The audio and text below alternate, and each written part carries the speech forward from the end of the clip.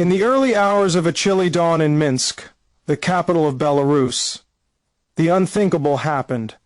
Key military leaders placed their allegiance not with President Alexander Lukashenko, but with the people of Belarus. What had for decades been the bulwark of his regime, the armed forces, now showed signs of fracturing. The announcement came quietly at first through encrypted channels inside the general staff, message to officers and units stating that a transition of power would soon be underway, and that the mission of the military was not to protect a long-standing autocrat, but to defend the Constitution, the nation, and the rights of its citizens. For months, the signs had grown, lower-rank officers and even generals complaining about political interference, corruption, and the use of military units for internal repression, but no one believed the tipping point would arrive so suddenly. It was a complex buildup. The country had been bubbling with unrest for more than a generation of Lukashenko's rule. Since assuming power in 1994, Lukashenko had cultivated a style of governance marked by centralization, strong presidential powers, and a security apparatus deeply intertwined with politics. He styled himself as a guarantor of stability in a region often buffeted by geopolitical storms. But stability came at the price of vibrant democracy, freedom of speech, and an unrestrained press. Over time, cracks began to show. Younger officers grew tired of foreign policy subservience, of sending troops to border operations in tandem with external powers, and of using the military's discipline to suppress peaceful protest. Rumors circulated within military circles of diverted procurement contracts, of senior officers promoting political loyalty rather than merit. Many saw this as a betrayal of professional military values. Into this cauldron of tension came the disputed election of 2020. The official result declared Lukashenko victorious by a landslide, a figure dismissed by large numbers of Belarusians and observers as implausible. Mass protests erupted across the country, and the security forces responded with unprecedented force, arresting thousands, deploying riot police, and imposing nationwide restrictions on communication. The military watched as their own fellow citizens were beaten or detained, and some within the armed forces found themselves morally conflicted. Over time, a quiet yet tangible fissure developed between the chain of command loyal to the regime and the growing number of officers who believed the military's true role was to serve the Belarusian people, not a single man. On that fateful morning, the turning of the tide was evident. In a video recorded by an anonymous source and later broadcast on opposition channels, a uniformed general addressed troops at the headquarters of the general staff. He said, "Today we choose the oath we swore to the Constitution and to the people of Belarus. No longer do we serve to suppress them, we serve to protect them." The words were chilling in their boldness. Within minutes, units deployed around central Minsk began repositioning, not toward government offices to protect the incumbent, but toward strategic infrastructure, the state television center, communications hubs, and major thoroughfares into the city. At the same time, a second broadcast came from Lukashenko's office, declaring that an attempted coup was underway, blaming foreign powers and alleging treason by high-ranking officers. He claimed that the military units involved had been infiltrated by external agencies seeking to destabilize Belarus. The world watched with bated breath. Russia, Belarus's longtime ally, responded swiftly behind closed doors. Moscow issued a statement urging restraint and constitutional order. Behind the scenes, Russian generals were said to be on high alert, ready to intervene if asked. Western capitals urged de-escalation and respect for Belarusian sovereignty. Analysts scrambled to assess whether this was the beginning of a genuine internal crackdown split, or a dramatic bluff that would soon be repressed.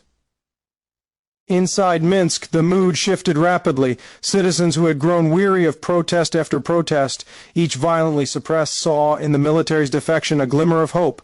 Social media filled with images of soldiers walking side by side with demonstrators, bearing white ribbons and signaling solidarity. For civilians, this was the first time that the fear barrier, the fear that the armed forces would always be the regime's shield, had cracked. The population flooded the streets in cautious jubilation. Horns sounded, shopkeepers opened earlier, and choreographed celebrations temporarily replaced repression. For Lukashenko, the betrayal of his military was a nightmare scenario. His rule rested not only on political dominance, but on the implicit understanding that the state's coercive apparatus remained loyal.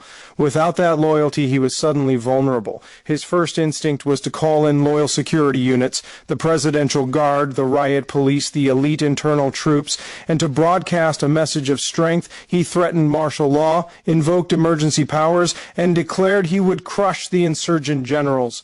But his signals were conflicted, his voice trembled, and his commands were less frequent, as though he doubted the loyalty of even his inner circle. At the same time, internal fractures within the military deepened. Some commanders pledged allegiance to the new leadership, others remained loyal to Lukashenko, and yet others hesitated, watching to see which side would prevail. Orders came in from both camps, one set of orders to seize the presidential residence and detain the head of state, another set of orders to defend the residence at all costs. In the confusion, a handful of elite units reportedly withdrew from Minsk to bases outside the capital, their allegiances unresolved. The coup, if one may call it that, was not the textbook seizure of power by tanks and artillery sweeping into the capital overnight. It was more nuanced, a fracturing of the chain of command, a realignment of loyalties, and a majority of the uniformed rank and file deciding not to fire on their fellow citizens. Key checkpoints in Minsk were taken over peacefully. Soldiers disarmed riot police, cleared barricades, and directed traffic. In one vivid scene, a general entered the old parliament building and broadcast an address saying, "Today we declare the supreme power in Belarus to rest with the legitimate institutions of the people, the parliament, the courts, and the independent military command." That symbolic act sent a tremor through the corridors of power. Internationally, reactions varied sharply. Neighboring states feared contagion. If the Belarusian model collapsed, what precedent would that set for the region? The European Union held emergency sessions discussing sanctions, humanitarian corridors, and the possibility of recognizing a transitional government if Lukashenko stepped down or was deposed. Russia, meanwhile, faced a dilemma: intervene and risk direct confrontation with NATO, or remain passive and let Belarus drift away from its orbit. Through back channels, it warned Minsk that any external intervention would dramatically escalate the situation. In Minsk, the general staff set up temporary offices inside a secure facility. The new leadership declared an immediate ceasefire, with internal security units offered safe passage to officers who wished to defect, and began liaising with civil society organizations that had spent years in opposition. One of their first orders was symbolic but powerful: to release all political prisoners held in connection with the 2020 protests, to lift bans on independent media, and to suspend the presidency until new elections could be held under international supervision. They promised transparency, accountability, and a new era of governance.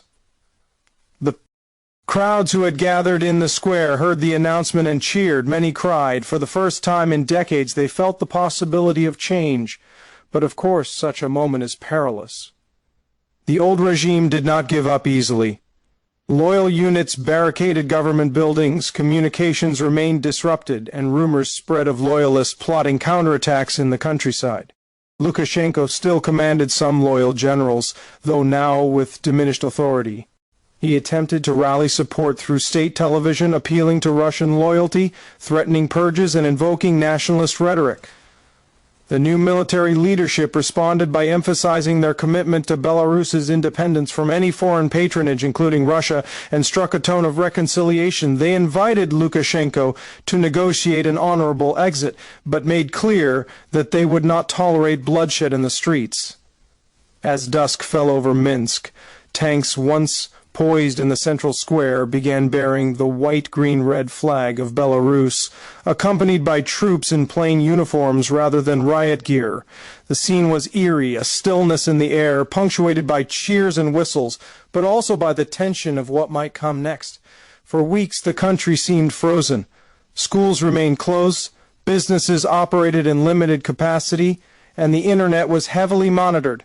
Soldiers stood guard at major intersections. Civilians offered them coffee and pastries in a show of support. Behind the scenes, the generals who turned had to navigate a labyrinth of decisions. Would they arrest Lukashenko outright or offer him safe exile? Would they guarantee the safety of his supporters or subject them to prosecution? Would they invite foreign observers to validate their transition or proceed unilaterally? Each question carried enormous risk. The generals had to balance a fragile chain of command, maintain discipline among troops keen to return to barracks, and manage public expectations for immediate change. Meanwhile, the broader region watched. Ukraine saw hope, Russia saw threat, the West saw opportunity. Days later, amid frenetic negotiations, an agreement was reached. Lukashenko would step down as president and head of state.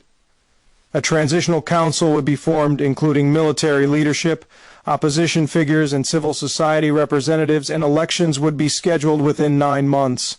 In return, the new leadership promised immunity for Lukashenko and his family on condition of exile. The details were hazy, the trust fragile, but the announcement stunned the world. A 3-decade regime that once seemed invulnerable had suddenly lost the loyalty of those who wielded its ultimate power. The aftermath, however, proved rocky. Loyalist revenge was muted but persistent. Several hundred officers refused to accept the new command and fled toward Russia, where they were reportedly absorbed into paramilitary formations. In Belarus, the new military command initiated deep reforms, purging officers deemed corrupt or politically loyal, instituting transparent promotions, and restructuring the chain of command to limit the role of politics in defense.